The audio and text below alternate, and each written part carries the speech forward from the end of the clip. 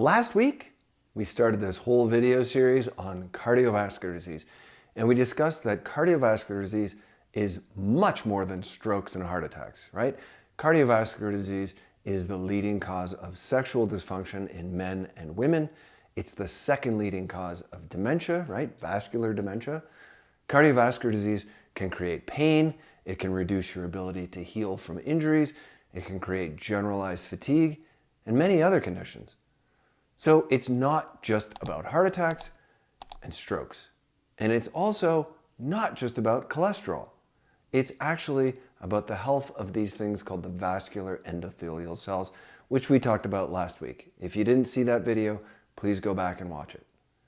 These vascular endothelial cells are much more than just a barrier, right? They secrete a large number of chemicals that control inflammation, blood pressure, and immune function, new blood vessel growth, and other things.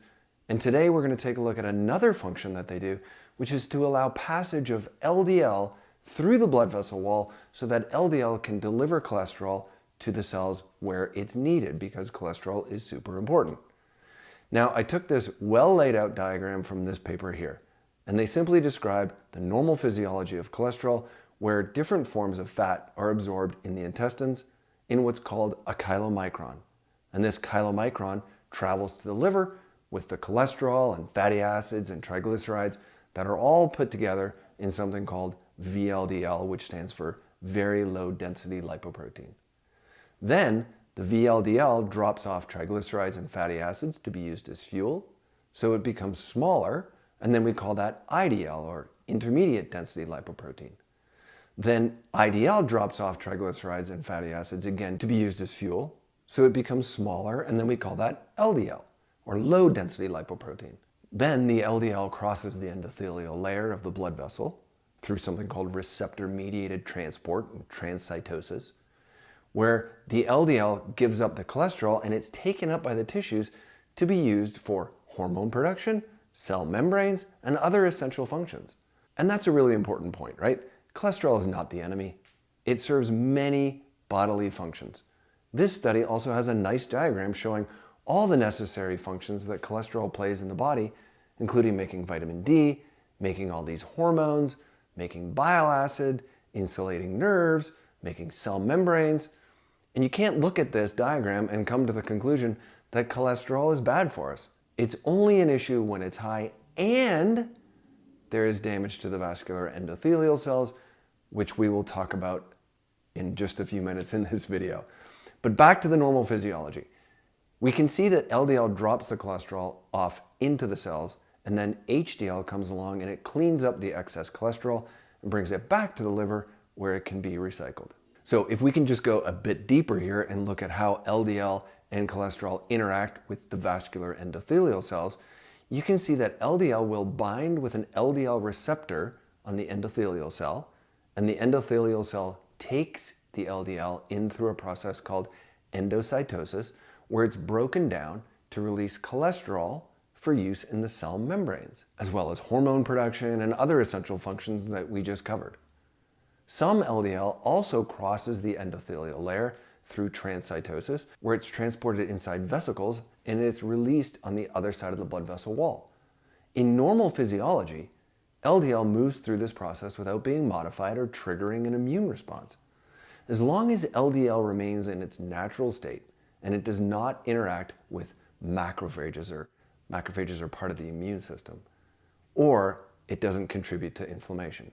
So I just need to repeat that. As long as LDL remains in its natural state and doesn't interact with the immune system or contribute to inflammation, this allows cholesterol to be properly distributed and utilized by tissues without disruption. However, things can and do go wrong, right? This is where endothelial dysfunction caused by factors like high blood pressure and smoking, pathogens like various bacteria and viruses, or inflammation, the endothelial barrier becomes more permeable. You can think of it like a bunch of bricks put together, and if the mortar between the bricks becomes permeable, then LDL can get through there and cause problems. LDL can get through that permeability and wreak havoc because it's not protected, right? So once inside, LDL can become oxidized due to interactions with free radicals and enzymes, which alters its structure and it makes it unrecognizable. Now the immune system sees oxidized LDL as harmful and it signals macrophages to engulf it, forming foam cells. And these foam cells accumulate, leading to plaque formation, narrowing of the arteries, and a process known as atherosclerosis. So this research paper documents the whole process pretty well. It starts with damaged endothelial cells. Now these damaged cells allow the LDL to enter into the blood vessel wall, and once they're in there, they can react with reactive oxygen species, otherwise known as free radicals. The free radicals will react with the LDL, thus turning the LDL into oxidized LDL, like we just talked about in the last section. Now the oxidized LDL and the damaged endothelial cells attract the immune system, in this case monocytes, and monocytes will enter the blood vessel wall. And when they do so, they turn into macrophages, and then they engulf the oxidized LDL into something called a foam cell. And then that foam cell will ultimately accumulate into plaque in the blood vessel wall. Now that plaque causes further damage to the endothelial cells, and so they lose even more function. The result is thickening of the blood vessel wall, which can restrict blood flow and cause a heart attack, or it can cause a clot or a thrombus, which can break off and cause an embolus, which may ultimately cause a stroke. Right? Alternatively, LDL can become glycated in the bloodstream due to high blood sugar. Glycated LDL is when LDL has interacted with blood sugar. And glycated LDL doesn't really bind that well to LDL receptors, meaning that it stays in circulation longer and then it's more prone to oxidation. This makes it more likely to contribute to endothelial dysfunction and atherosclerosis. And then over time, chronic inflammation and plaque buildup weakens the blood vessel wall, increasing the risk of rupture and cardiovascular events like heart attacks and strokes.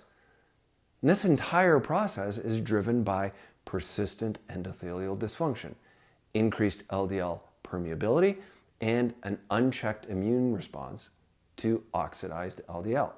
So again, this study has a nice diagram of the progression, but you can see it starts all here on the left with endothelial damage, leading to increased permeability, which allows LDL into the blood vessel wall where it gets oxidized, and then the immune system attacks the LDL, causing foam cells and plaque, which only gets worse.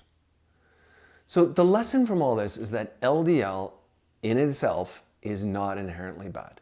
It's only bad if it's modified LDL in the form of glycated LDL or oxidized LDL, or if there's endothelial damage. One of the best ways to evaluate endothelial damage is with a coronary artery calcium score. And I've talked about it in previous videos, and I'll talk about it again in the next video. But very briefly, the coronary artery calcium score is a CT of your heart, right? It takes about 10 minutes, costs about $100. It's super easy. Many studies that we're going to get to in the next video have shown that it's probably the most easily accessible, most predictive test that we have for cardiovascular disease. It shows how much calcified plaque there is in the arteries around the heart. And you should know by now, the only way that happens is with damaged endothelial cells. For example, this study looked at people who presented with chest pain and they underwent a coronary artery calcium score. The researchers found that LDL was not an independent risk factor for heart disease. Its effect depended entirely on whether or not there was endothelial damage, as measured by the coronary artery calcium score. In people with a coronary artery calcium score of 0, which would mean no calcified plaque, higher LDL was associated with a lower risk of death than those who had lower LDL. And I know that sounds backwards, but that's the way it is. However, in those people with any amount of plaque, which can only happen if there's endothelial damage, higher LDL levels were linked to a significantly greater risk of heart attack and stroke.